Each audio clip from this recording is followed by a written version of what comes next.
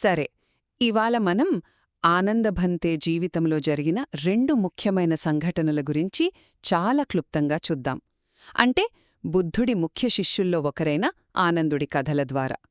ఆ రోజుల్లో కుల వ్యవస్థ ఎలా ఉండేది, దాన్ని బౌద్ధం ఎలా చూసింది, అలానే భక్తుల కోసం ఈ పూజలు, ఆరాధనలు ఎలా మొదలయ్యాయో కొంచెం తెలుసుకుందాం.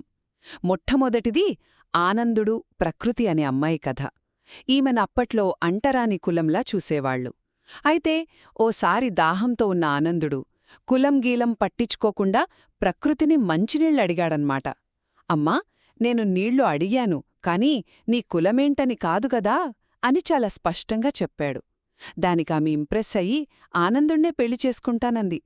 అప్పుడు ఆనందుడు, లేదు, నేను భిక్షువును, అంటే బౌద్ధ సన్యాసిని, బ్రహ్మచర్యం పాటిస్తున్నా, కులం వల్ల కాదమ్మా అని సున్నితంగా చెప్పి బుద్ధుడి దగ్గరికి వెళ్లమని సలహా ఇచ్చాడు. ఎందుకంటే బుద్ధుడు అందర్నీ సమానంగా చూస్తారని, అసలు తక్కువతనమనేది పుట్టుకతో రాదు, మనం చేసే చెడ్డ పనుల వల్లే వస్తోందని.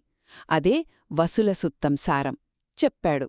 ఆ తర్వాత ప్రకృతి బుద్ధుడిని కలిసి భిక్షుణ్ణిగా మారి జ్ఞానంలో గొప్ప స్థాయికి చేరుకుంది. ఇక రెండోది జేతవనంలో ఆనందబోధివృక్షం నాటటం.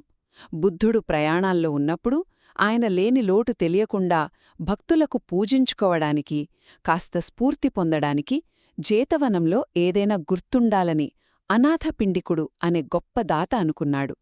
ఆనందుడు ఈ విషయం బుద్ధుడితో మాట్లాడితే ఆయన సరేనన్నారు. బుద్ధగయలోని అసలు బోధివృక్షం విత్తనాన్ని తెప్పించి జేతవనం గేటు దగ్గర నాటారు. అదే పెరిగి పెద్దదయ్యి ఆనందబోధిగా ఫేమస్ అయింది. ఇది భక్తులకు ధ్యానం చేసుకోవడానికి, స్ఫూర్తి పొందడానికి ఒక ముఖ్యమైన చోటుగా మారిపోయింది.